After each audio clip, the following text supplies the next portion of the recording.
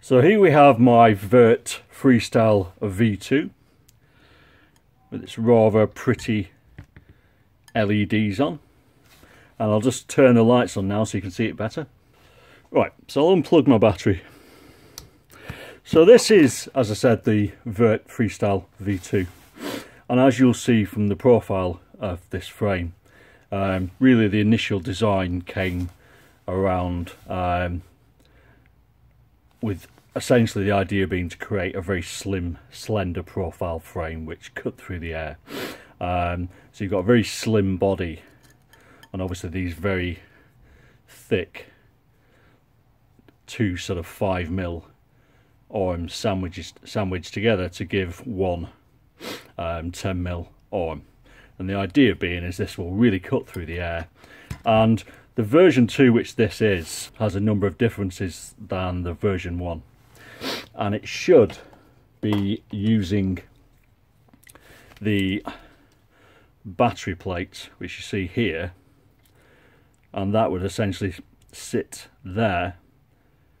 And the idea of this battery plate being is that obviously you can use 2 straps on it, and by using this plate you could run a very low stack without your battery LiPo strap hitting your flight controller, etc. Now I've built mine in an unusual way by using separate ESCs, which this frame was never designed to do. But if you've seen the previous videos, the iFlight 50 amp Success slick ESCs were the perfect sort of size for this frame. So all I've essentially done is mounted them at the back on the inside of the arms and at the front on the outside of the arms. And although I've chunked up these arms a little bit by doing that, they're still obviously slender in comparison to a normal freestyle frame.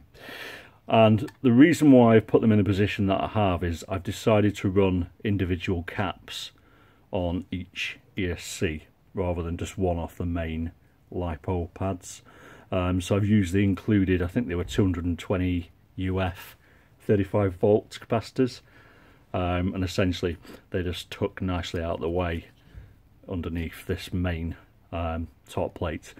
And what that's allowed me to do is, instead of building this frame in a 15mm configuration and using that top plate to give me extra room, it's allowed me to drop the top plate and run the whole build in a 10mm configuration, which is what I always wanted to do with the initial Vert Freestyle, albeit I had a number of issues with my build when I did it, because I was using one of those crappy flight controllers with built-in ESCs. But it's come out as a really nice sort of simple build. I've still got a few little bits to do. I didn't have any foam tape when I built this, so I just need to use some 3M foam tape and give a bit of cushioning behind these ESCs, because the #1 cause of component failure is vibration. But the whole thing has really come together, and I'm pretty pleased with it. The motors are the 2208 Mr. Blobby edition 1800 kV.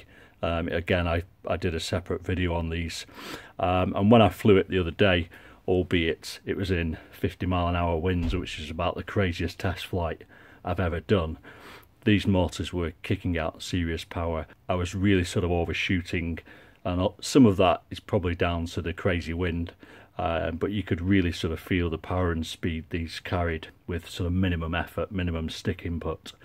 I've also, on my one, run the battery leads out of the little hyperlow cutout here, and I've just used a bit of heat shrink just to protect these wires, and I've just very lightly filed the sharp edges off that cutout. And again, I've very lightly filed a little cutout here just to stop my battery from sliding backwards and forwards. And the LiPo pad you see here, I think, is off the Vert Race. I just had it kicking around, albeit off camera. When I'm using this in full, I'll probably uglify it by using some heavy duty Velcro, which tends to be what I use on frames where I'm not using 2 battery straps. So it's all been pretty simple so far. Inside we've got a 5V V3 Unify, and I thought I'd give this little cheapy Emax Pagoda a go because I didn't have any of the usual axes that I usually use in UFL. I only had the MMCX version, and I tend to use these a lot because they're pretty indestructible, but the performance from the Emax Pagoda seems to be a lot better, so take from that what you will. But the beauty of using these separate ESCs and the beauty of this frame over the previous frame is that it makes life and the build ever so easy compared to the old frame. So basically all we have to do is take these bolts, loosen one set and remove the other and pull it out, and then we'll just tighten that one up a little bit. We'll do the same here, pull this one out,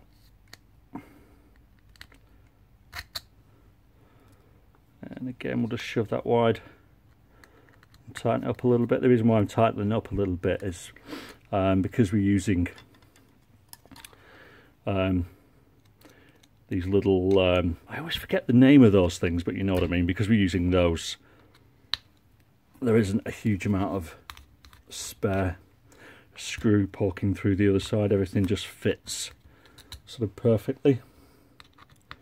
So again, just to undo these 4 bolts or screws, slacken off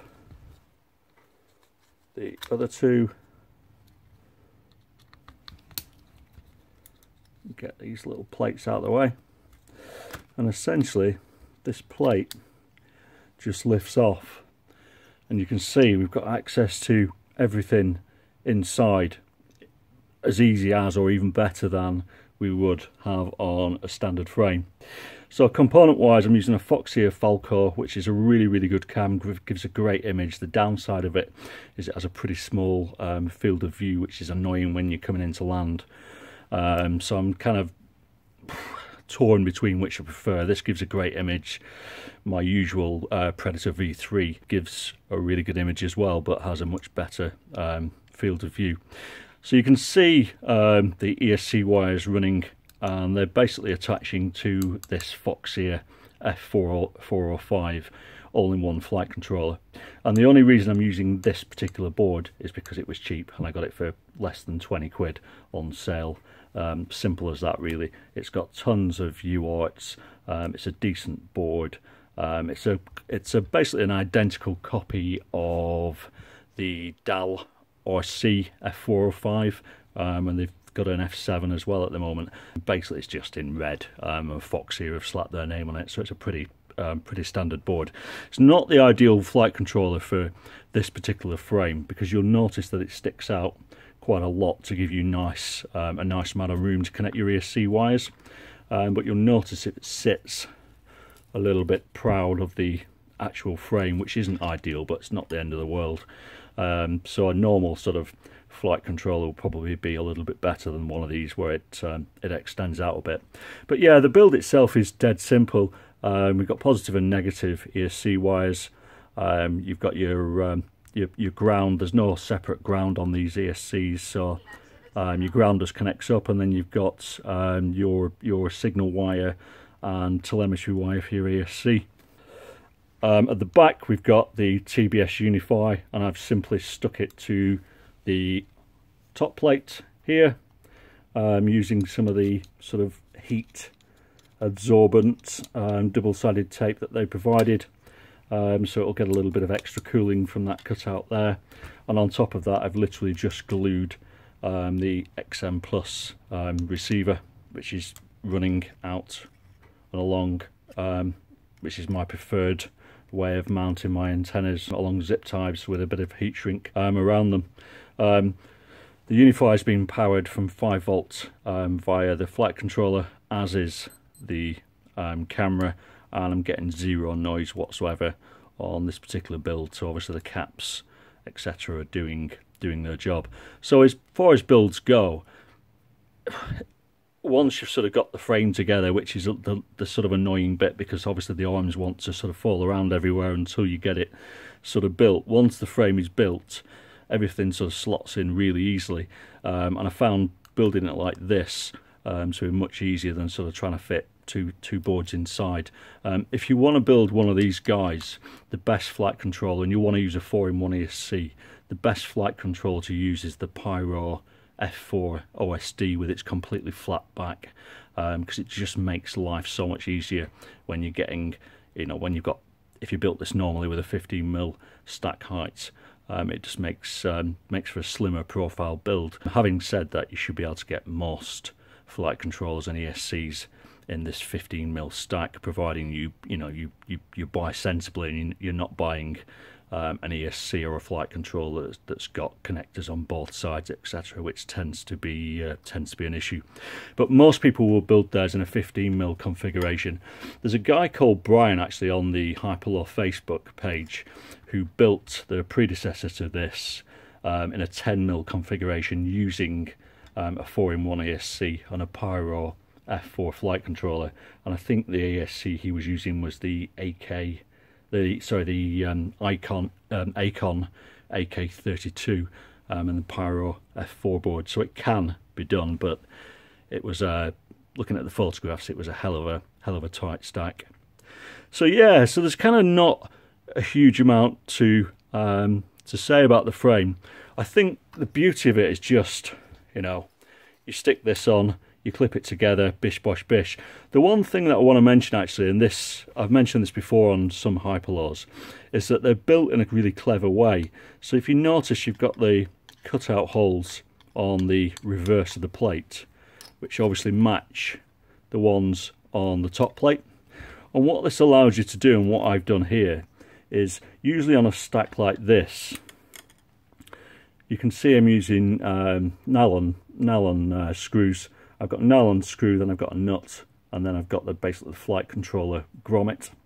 And on the other side, I've basically used just a very slightly cut down flight controller grommet, because when I was putting this together, I could have put an M3 nut, a nylon nut, to hold this flight controller, but I didn't need to, because it's always best to use soft mounting when you can. And the fact that we've got these holes here just means that it slides perfectly over the top of the existing screws, and I've got a bit of extra soft mounting there as well. So yeah, so that's kind of pretty much it. This works really well, but if you're building one of these, make this wire a little bit longer. Everything seems to be working hunky-dory. In my test flying, it's kind of difficult to say what I was feeling because of the huge amount of wind and the fact that these motors were kicking out crazy power. But it felt really sort of stable in the air. I wasn't getting shoved around left, right and centre. And a lot of that is probably because I was hitting a lot of side wind. And obviously I've got very little profile hitting the wind by the battery. And it's the same for the arms. Although we've got these braces which are optional, you don't need to use them, everything's pretty slender, so there's not a huge amount of wind resistance. The frame itself felt really sort of, it's difficult to describe, it felt really flat in the air. But what I did notice is, compared to sort of a higher stack build, it's sort of much easier to roll and flip as well. And that's likely down to the fact that running sort of such a ridiculously low profile, my battery's basically sat right in the prop plane, which is essentially giving me a hell of a neutral centre of gravity. So if you're one of those pilots who sort of loves constantly sort of rolling and flipping, etc., it's probably a frame that's right up your street.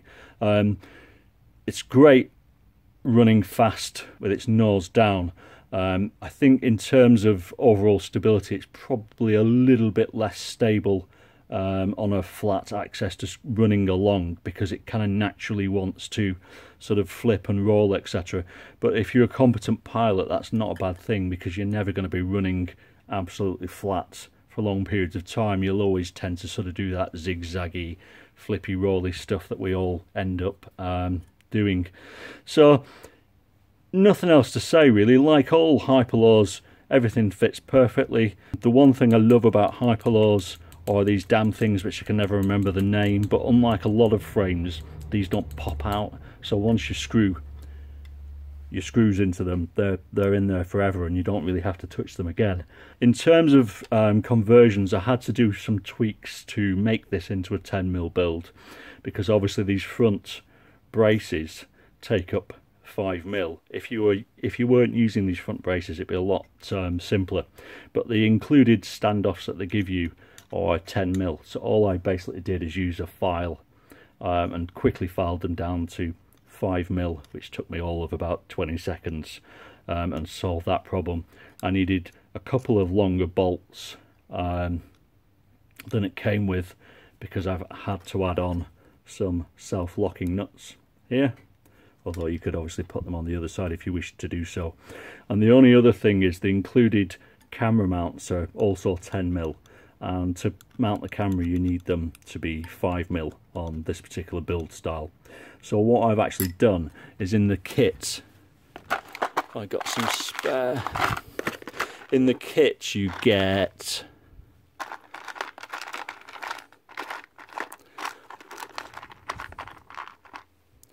you basically get some of these, but straight ones, which are basically for your antenna tubes.